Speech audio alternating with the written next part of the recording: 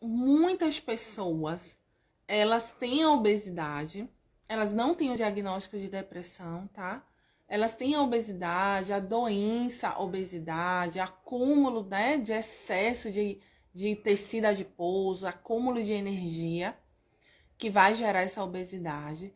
E muitas vezes o paciente, a pessoa que tem a obesidade, isso traz um impacto emocional muito grande na autoestima.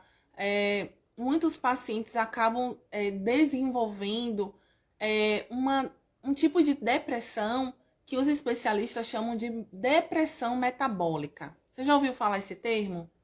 Eu vi esse termo a primeira vez em uma palestra de um psiquiatra em um congresso brasileiro. Eu achei super bacana. Esse psiquiatra, ele trabalha especificamente com obesidade e ele veio trazendo isso, né? Que tem vários estudos, vários especialistas percebendo que o paciente que tem obesidade, ele tem sintomas de depressão.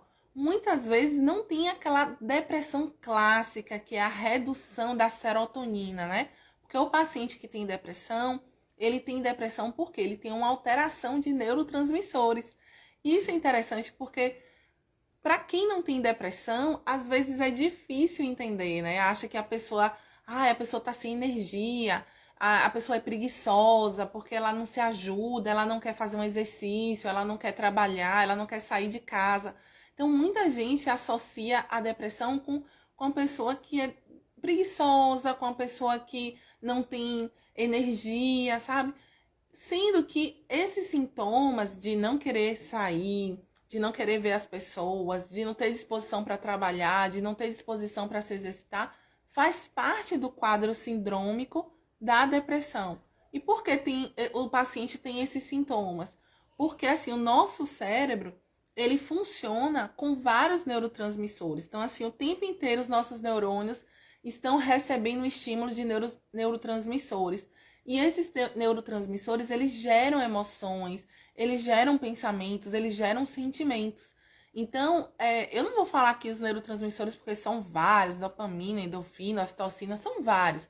Mas na depressão, a principal alteração que acontece é uma redução dos níveis de serotonina. Então, guarda essa palavrinha.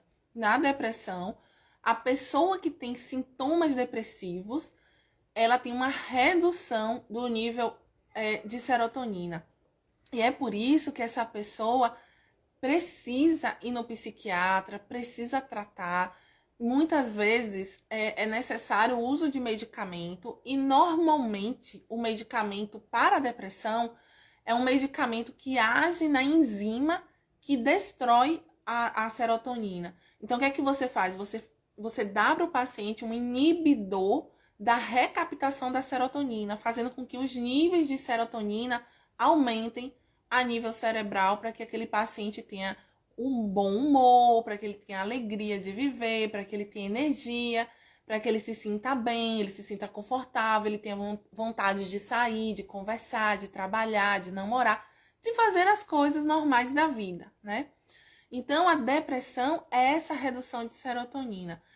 Sendo que, o que é que os estudos mostram? Que se você pegar 100 pessoas com obesidade e 100 pessoas magras, o percentual de depressão vai ser muito mais prevalente no grupo que tem obesidade. Então, a obesidade está muito relacionada com a depressão. Tem estudos que falam que 40% das pessoas que têm obesidade, elas têm também depressão associada. Veja, como eu falei, a depressão é uma redução de serotonina. A fisiopatologia, ou seja, por que aquela doença se desenvolve, é totalmente diferente da obesidade, tá? É realmente a redução de um neurotransmissor. A obesidade já acontece uma inflamação no tecido adiposo, já acontece alterações hormonais, não alteração de neurotransmissores, mas alteração hormonal. São doenças distintas, mas que estão entrelaçadas.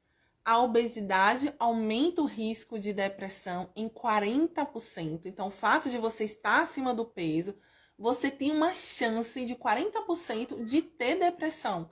E parece que de alguma forma esse metabolismo mais lento que acontece na obesidade tem alguma interferência para desencadear essa depressão, apesar da depressão, como eu repeti, como eu falei, tem muito mais a ver com a serotonina. Mas você entende que tem relação?